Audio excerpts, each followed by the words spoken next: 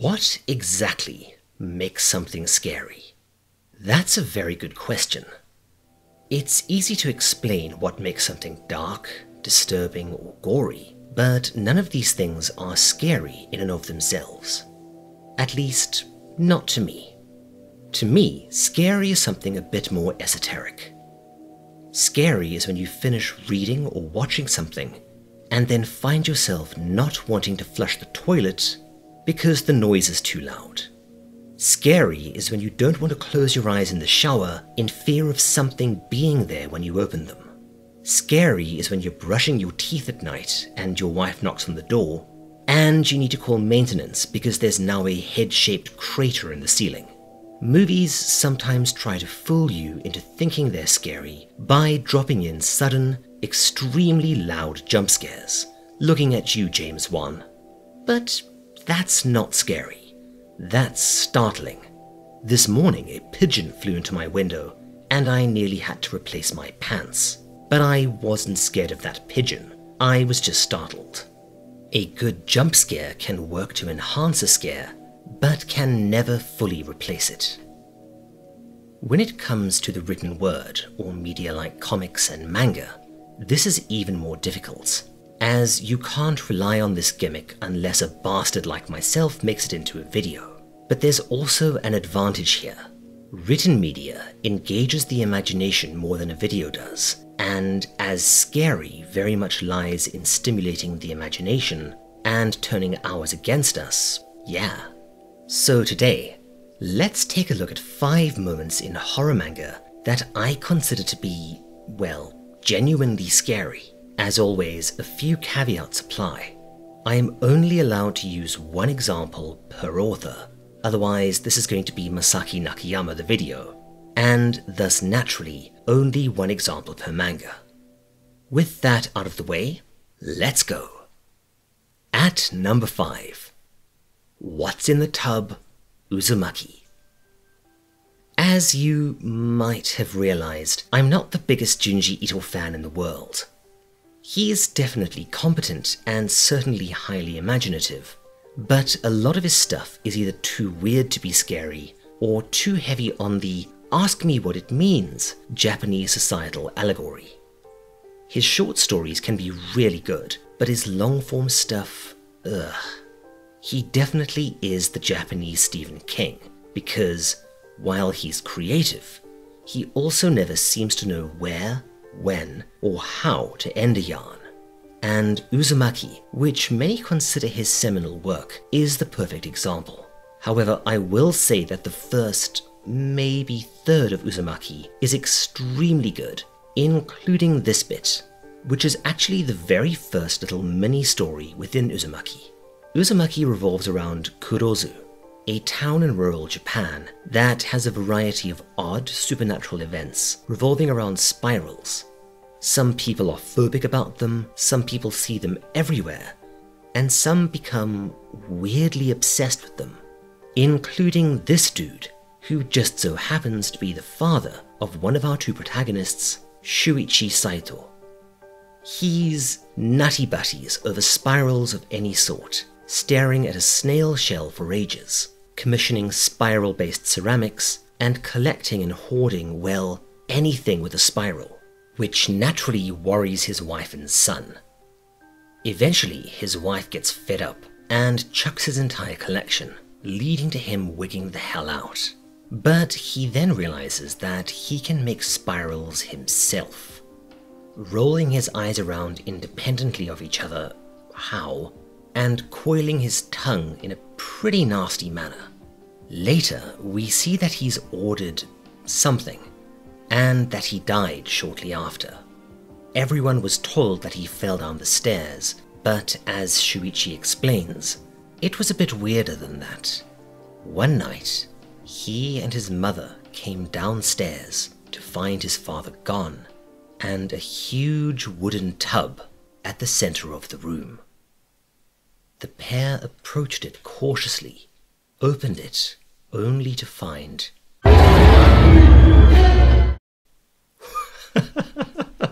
Wow, that's horrible. Completely bloody impossible, but horrible. and one hell of a scare to open the story up. If only it had remained like this all the way through. At number 4, The Things in the Forest. I Am a Hero. I've mentioned this story before, but it really does bear further discussion, as Kengo Hanazawa's zombie epic has probably some of the absolute best art in any horror manga that isn't made in Abyss, and is both rather brilliant and really scary. Hideo, a hapless and self-sabotaging mangaka who may actually be paranoid delusional, finds himself in the middle of the zombie apocalypse. He is a pretty unique protagonist in a variety of ways, particularly since he owns a gun, as, well, gun ownership is a bit odd in Japan, particularly in the city. Anywho, after things go completely to shit, he winds up in the middle of a forest, having all sorts of weird hallucinations and delusions before he runs into Hiromi, a high school-aged girl who ends up traveling with him as they attempt to find a safe haven from the zombies and the other things that start appearing. Yeah, this manga is batshit crazy. As they walk through the forest, they find the rotting, maggoty corpse of a suicide, which of course comes to life, causing them to flee further into the forest, chased by the headless corpse and some other things. Eventually, they reach safety, only for... Now, this is balls freaky for so many reasons, mostly because we thought we were dealing with your standard zombies, but it turns out there are weirder and worse things out there, and as they finally leave the forest, we get this image of, oh man, I should really give this manga its own video in due course. It's far from perfect, but it's really good and certainly worth discussing. At number 3, What Did You Eat? The Rusted Scissors. Kazuo Umezu is probably best described as the Graham Masterton to Junji Ito's Stephen King, in that he's way darker, way scarier, and genuinely better, but while successful, never seemed to attract the same level of recognition. And Kami no Hidarite Akuma no Migite, or God's Left Hand, Devil's Right Hand, a pretty glorious little anthology series, is, while not quite his best work, definitely his scariest. Featuring a young boy, So, who is almost certainly Umezu's little riff on Danny Torrance, seems to attract all sorts of horrible supernatural events, and fortunately also possesses odd Deus Ex Machina powers that tend to save him at the last second. It's one hell of a trip, despite its better stories all being a bit front-loaded. The first story, The Rusted Scissors, is among my favorite horror manga of all time. It involves a mysterious pair of, well, scissors, being unearthed by a heavy rainstorm, leading to horrific, inexplicable occurrences befalling So and his sister Zei. While it's chock full of scary imagery and has a beautifully oppressive atmosphere, by far the scariest moment involves Zei, who's become obsessed with the scissors, beginning to experience awful visions while at school. As the teacher and other students move in to help her, she begins to retch and then starts to vomit up enormous quantities of stinking mud. As this continues, she's rushed to the hospital, where she continues to barf up mud, and suddenly, something else. Oh man, that's creepy, and it only gets worse from there. Yeah, this freaked me right the hell out when I first read it, and still does today. Believe it or not, this is only the start of the story. Go and check it out for yourself. Just keep in mind that Umezu has a bit of an older seinen style, as well as a kind of ruthless attitude towards kids. I can see why this never got an official Western release. More's the pity. At number 2, Why the Long Face? PTSD Radio. As I said before, this entire video could easily have been Masaki Nakayama based, so he had to feature at some point, coming in at second place with a wonderfully simple and yet truly terrifying tale out of the latter parts of his amazing but sadly abandoned PTSD Radio pseudo-anthology series. Now, Nakayama's works are a bit different to your standard fare. Rather than long-form storytelling or even short stories, he focuses more on vignettes, basically just scenes of horror condensing the setup, action, and payoff formula to its essence. And for the most part, it works. As we see here, because where he skimps on storytelling and characterization, he makes up for in technique and execution. This little mini-story follows what I call the perfect horror formula. Setup, mystery, curiosity, refusal to back out, and then the reveal / comeuppance. Here, you have a setup which creates the mystery, in this case a young man who always sees an oddly proportioned woman staring through the window of an apartment building on his way home. Next, you have the curiosity, the temptation to investigate. The main character becomes curious to find out the answer to the mystery, as here, he wants to see what she looks like from the front. Is she a yokai? Does she just have a weirdly long neck? Or is this some kind of optical illusion? Then we have the refusal to back out, as he starts to wonder if this is maybe a bad idea. But no, the nameless main character attempts to get her to turn around, finally approaching to tap her on the shoulder, after which his hand passes right through her, and he notices that there's a lot more wrong than he initially suspected. But it's too late to back out now. The woman turns around and... Yeah, okay, bring me my brown pants. This is why I say that Nakayama might actually be the current master of Japanese horror. That's not only terrifying, it's also so unexpected. Try not to think of that image while you're getting ready for bed tonight, because I know I'll be.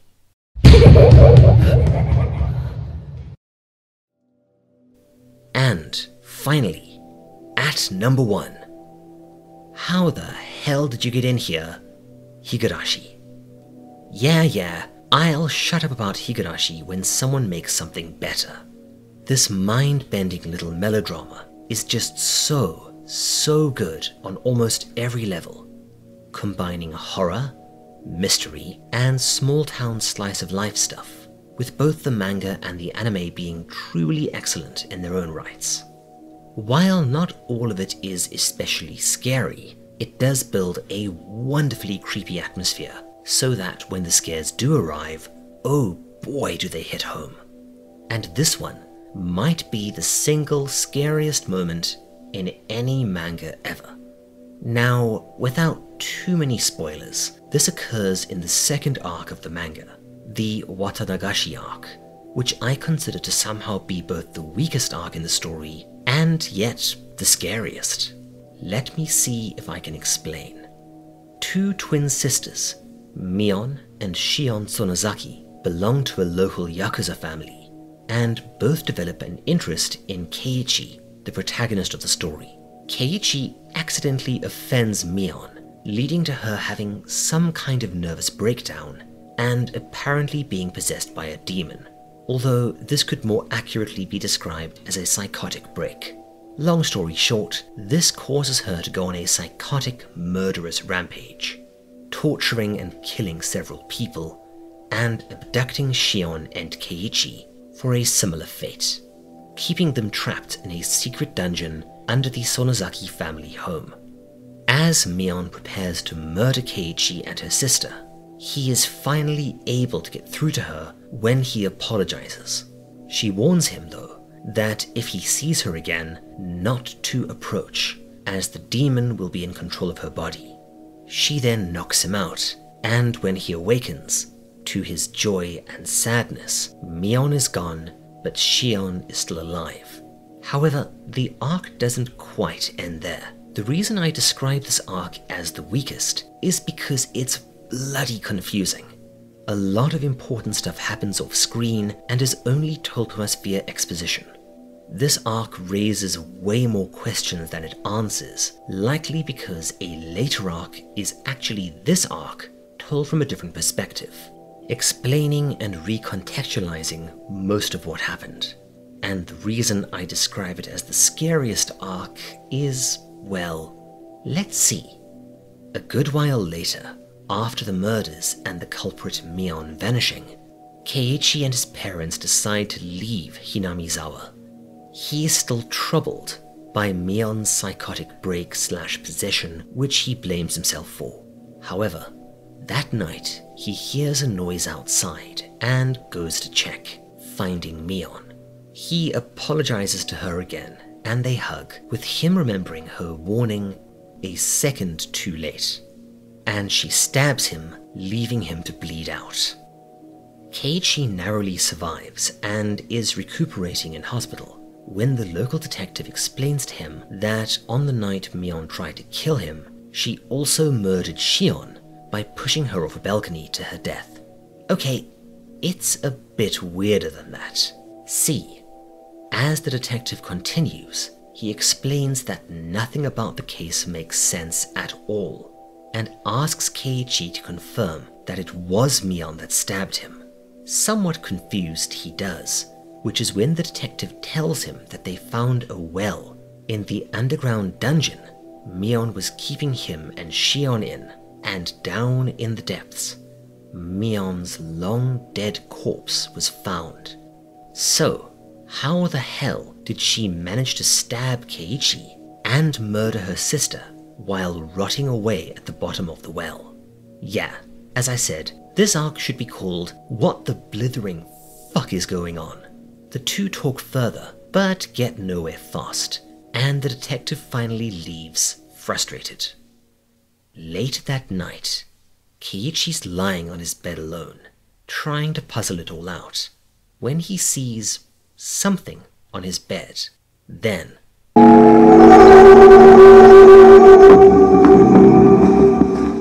holy crap! And the rotting corpse of Mion hauls itself up onto his bed as the final page of the arc looks like this. Wow, that's so friggin' creepy. Now, exactly what's going on does get explained later, and it does all end up making kind of sense. Regardless, this scared the flaming piss out of me. A moment like this never occurred in the manga before this point, and never occurs again, meaning that you are not expecting it. So, there we have it. 5 manga moments that I consider to be genuinely scary. Did I miss any? Did I misrank any? Feel free to let me know in the comments. Anyway, cheers, take care my friends, I'll see you all next time. This is the Owl, signing off.